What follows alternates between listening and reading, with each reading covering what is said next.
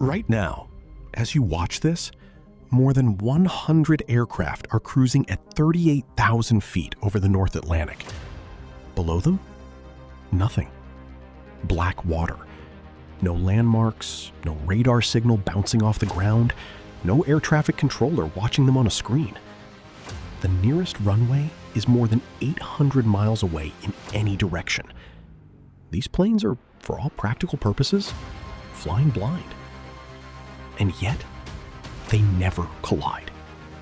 Because they're all following the same invisible highways, roads that get drawn fresh every single morning and erased before the sun sets. Most passengers have no idea this system even exists. They just know their flight leaves at 10 p.m. and that somehow, every time, it works. But here's where it gets wild.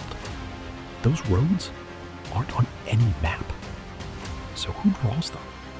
And why do they have to be redrawn every single day? That system has a name. NAT tracks. North Atlantic tracks. Every 24 hours, 2 teams of air traffic controllers, one in Gander, Canada, one in Shanwick, Ireland, sit down and draw 5 to 7 routes across the ocean from scratch. The eastbound tracks get letters, U, V, W, X, Y. The westbound tracks get A, B, C, D, E.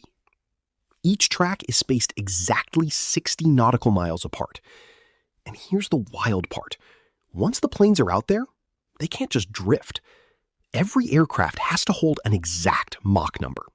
Not Mach 0.85, not Mach 0.83, Mach 0.84. Because without radar, the only thing keeping 800 miles of ocean from turning into a graveyard is speed mathematics. A tiny deviation and the separation buffer disappears over nothing but open water. All right, so the tracks are redrawn daily and the speed is locked. But that still doesn't answer the big question. Why at night? Why not 10 a.m. instead of 10 p.m.? At around 35,000 feet, something extraordinary moves through the atmosphere.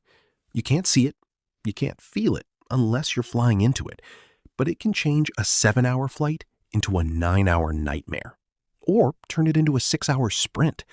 It's called the jet stream, a river of wind moving west to east, anywhere from 100 to 300 kilometers per hour.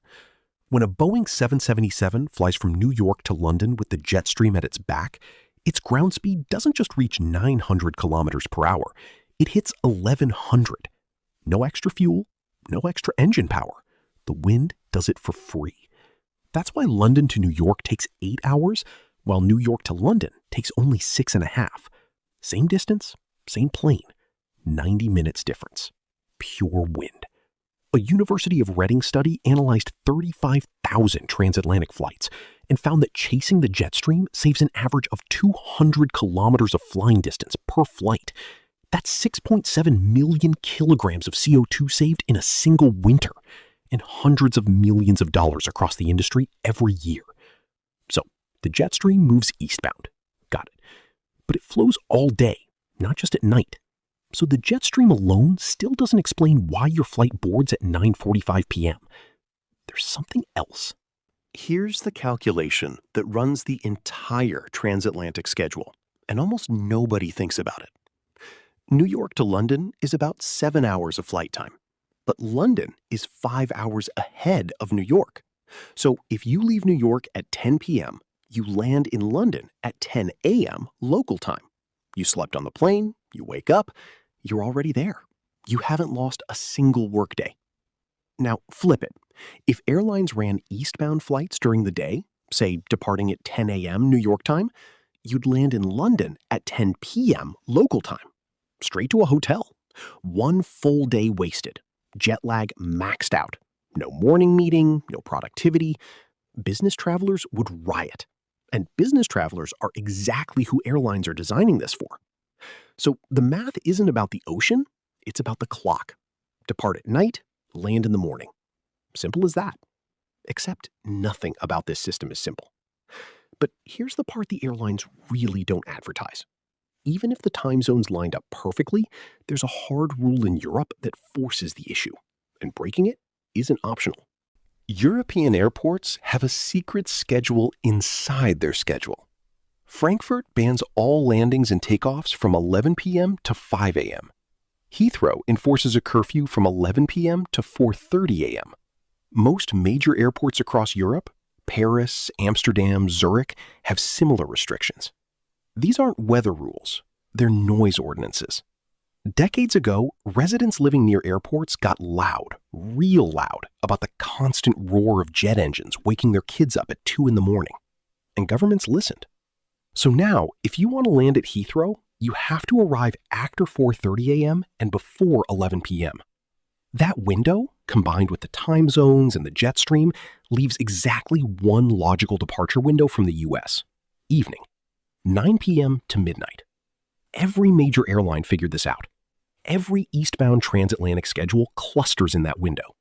It's not preference. It's physics meets politics meets the angry guy in a suburb 3 miles from the runway. Time zones, wind, noise laws, 3 completely separate forces all pointing toward the same answer. But here's the kicker. None of that is actually why you fly at night. The real reason is the one airlines never put in the press release: money. A business class seat on a transatlantic route costs between $3,000 and $8,000, the equivalent of 6 to 10 economy tickets in a single seat. That passenger needs to be in London by 9 a.m. for a meeting. The entire overnight schedule exists to serve that one requirement. But it goes deeper than that. Lufthansa once called premium economy their money printing machine.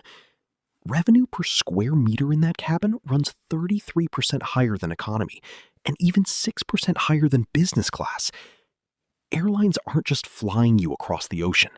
They're running a rolling hotel at 38,000 feet, optimized for revenue per square meter. And here's the part that hits different. From the airline's perspective, a sleeping passenger is the best kind of passenger. Less movement, fewer service requests, fewer incidents. They're not putting you to sleep for your benefit. A sleeping passenger is just cheaper to operate. And it's not just the passengers. The airplane itself literally cannot afford to stop moving. The numbers on this are jaw-dropping. A Boeing 777 costs over $300 million to buy. Operating costs run $18,000 per flight hour. Every single hour that plane sits idle on a tarmac is $18,000 gone, with nothing to show for it. So airlines push their aircraft to fly an average of 13 hours per day. East at night, west during the day, repeat. The whole transatlantic system runs like clockwork, not because someone designed it that way, but because the financial pressure of owning a $300 million machine forced it into shape over decades. Nearly 600,000 commercial transatlantic flights run this cycle every year. Time zones exist because the Earth rotates. The jet stream exists because the atmosphere obeys physics. Noise ordinances exist because residents complained. Business class fares exist because airlines need profit.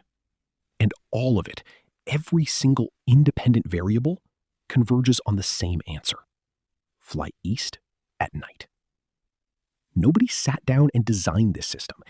It assembled itself, piece by piece, decade by decade, until there was no more logical alternative left. Next time you're sitting in that window seat at midnight, nothing below you but dark water, think about this. Somewhere above you, 100 other planes are riding the same jet stream, racing the same time zones, obeying the same noise curfews, and serving the same equation nobody designed.